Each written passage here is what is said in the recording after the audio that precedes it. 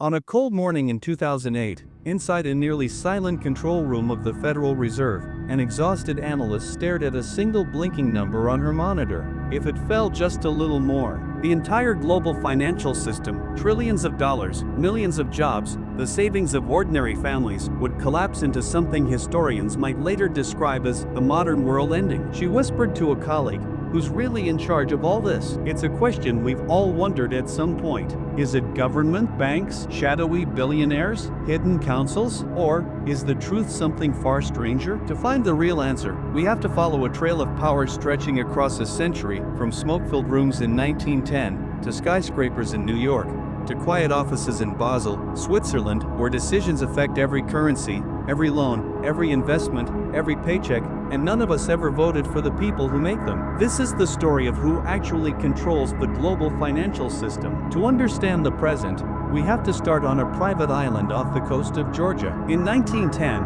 a small group of bankers, representing wealth so large it barely seemed real, boarded a train under fake names. Senators, advisors, financiers, all pretending to be strangers. Their goal: create a central bank for the United States, something powerful enough to steady the economy, but quiet enough not to scare the public. What came out of that secret meeting eventually became the Federal Reserve, the most influential financial institution on earth. But the Fed wasn't designed to be like a normal part of government. It was something in between, a strange hybrid, shaped by both elected officials and private banks. Not quite public, not quite private. It was the beginning of a pattern that would repeat again and again. Institutions created to stabilize the system, that slowly, over time, became the system. And while some nations resisted at first, the logic of central banking, the ability to create money, set interest rates, backstop markets, proved too powerful to ignore. By the end of the 20th century, almost every major economy had one. But that still didn't explain who was really in control. Because central banks, even with all their influence, didn't operate alone. Not by a long shot. In the Swiss city of Basel,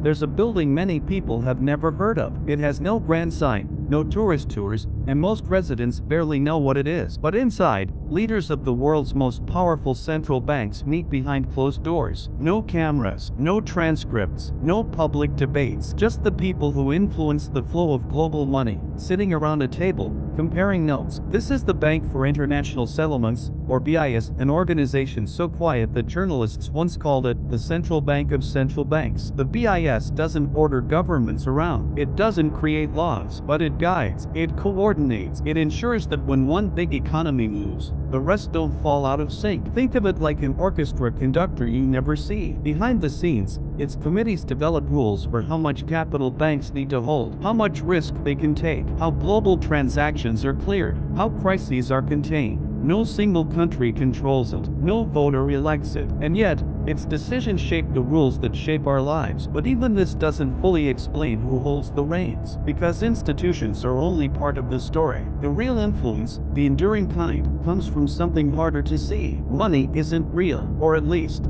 not in the way we usually imagine. It's not gold in a vault. It's not bills in your wallet. It's not numbers on a screen. At its core, money is trust, a collective belief that a symbol has value, that the system supporting its symbol will endure. And the people who control the global financial system aren't necessarily the ones with the biggest balance sheet. They're the ones who control trust. Governments establish it. Central banks protect it. Markets reinforce it. Ratings agencies measure it. Large banks, investment firms, and global lenders channel it. And thousands of everyday decisions, from borrowing for a home to buying a company's stock, quietly strengthen or weaken it. But trust is fragile, and when it cracks, even for a moment, everything shakes, just like it did in 2008. In the days after Lehman Brothers collapsed, world leaders held emergency calls at 3 a.m. Phone lines buzzed between Washington, London, Frankfurt, Beijing. For a brief moment, the world was staring into a financial abyss, one that could have rivaled the Great Depression. And in that moment,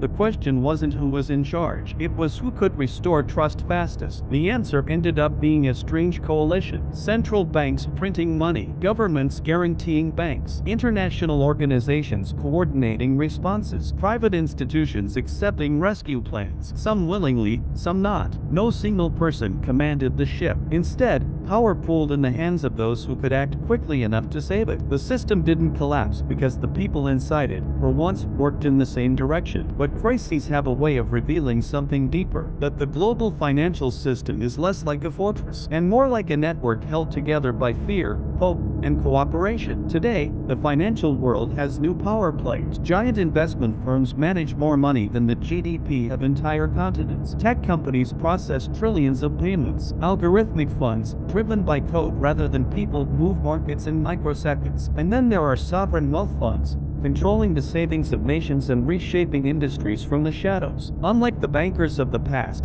they don't bother with private islands or secret train rides. They operate in boardrooms, data centers, and cloud servers, both everywhere and nowhere. But even they aren't truly in control, because the system has grown so vast, so interconnected, that no individual, no matter how wealthy, can dictate its direction. The old titans had dominance. Today's titans have influence. But influence isn't the same as control. Not anymore. If we look closely, we find something surprising. No single institution controls the global financial system. Not the Federal Reserve, not the BIS, not governments, not billionaires, not banks. The truth is more unsettling and more human. The system is controlled by incentives, interdependence, and collective behavior. It's controlled by millions of people, policymakers, bankers, traders, savers, borrowers, each making decisions based on fear, confidence, greed, prudence, hope, or simple necessity. It's controlled by trust. Trust that a government will honor its debts. Trust that a bank will protect deposits. Trust that a currency will hold value. Trust that tomorrow will look enough like yesterday. And trust, unlike money, cannot be printed. So when we ask,